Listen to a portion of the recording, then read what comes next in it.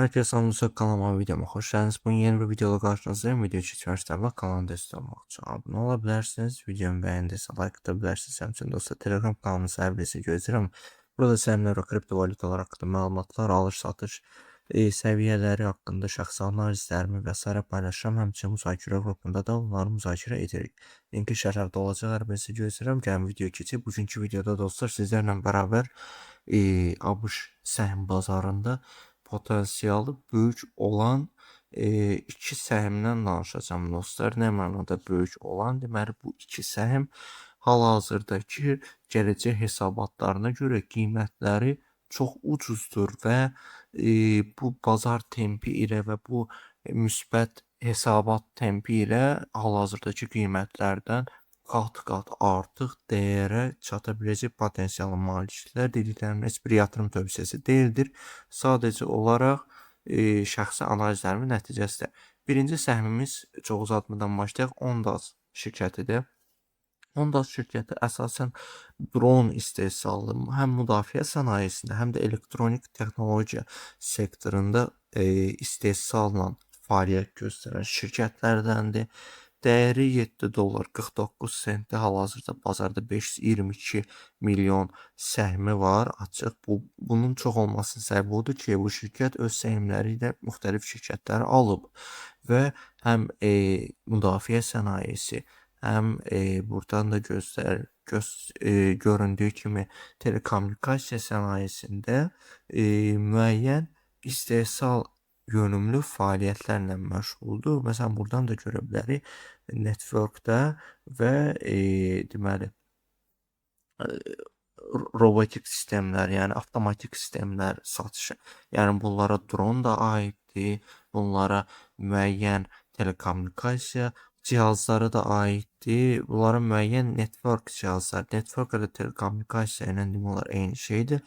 Gördüyünüz kimi satışları İsrailə də satışları var, müxtəlif ABŞ-a, Ərəb Əmirlikləri, Almaniya. Yəni və bizə əsas maraqlı olan budur ki, deməli bu şirkətin gördüyünüz kimi 2025-dən 26-ya keçən hesabatında 10 qat gəlir artımı var. Və sizə dediyim bu böyük potensialın qiymətə vurmamış halı budur. Yəni 10 qat gəlir artımı gözlənilən şirkətin hal-hazırdakı dəyəri 7 dollardır və bunu müəyyən şirkətlərlə müqayisə etsək, görərik ki, bu şirkətin hal-hazırdakı dəyəri gələcək hesabatlarına nisbətən ucuz, yəni cəmi 34 və 37 olaraq dəyərləndirilir. Yəni bu əslində ucuz səviyyələrdə hal-hazırda. Yəni bu şirkətin dəyəri bu hesabatların gəlməsi ilə ortalama 50-60 dollar olması yəni böyük bir şey və yaxud çətin bir şey deyil. Hətta deyim ki, səhmləri azaltsa bazarda bu şirkət bundan da artıq dəyəri, yəni səhm buyback elan eləsə, səhm geri alımını elan eləsə və s. bundan da artıq dəyərlərə çata bilər və sizə təxminlərini də göstərim ki, proqnozçular nə təxminlər verir? Maksimum təxmini 25 dollardır. Yəni 233% daha yüksək.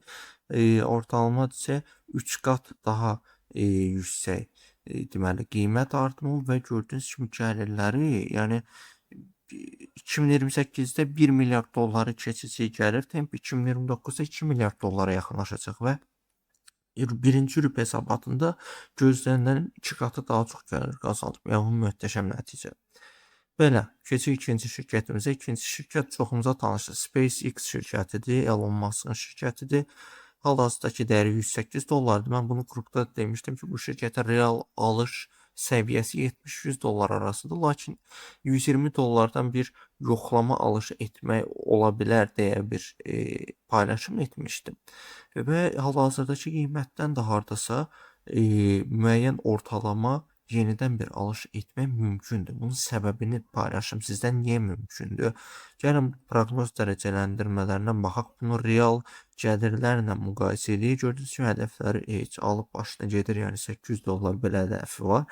Və rubli hesabatlarında da görürük ki, 3-cü rübdə artıq müsbətə keçəcək və böyük müsbətə başlayacaq. Bu hal-hazırdakı rubli gəlir 4 milyard bildirdi.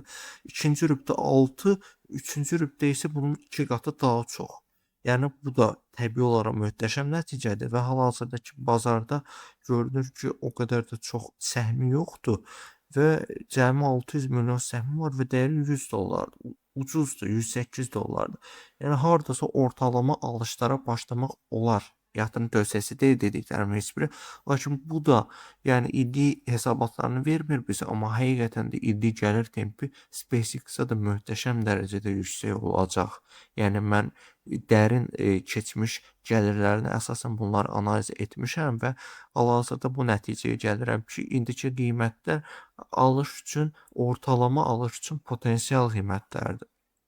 Dediyim kimi SpaceX və Ondas şirkətləri hal-hazırdakı bazarda böyük gələcək gəlir potensiallarına görə böyük dəyər artımı ehtimalları daşıyacaq şirkətlərdəndir və daha aşağı riskli şirkətlərdəndir. Çünki hesabatlar özünü doğruldursa, deməli risk aşağıdır.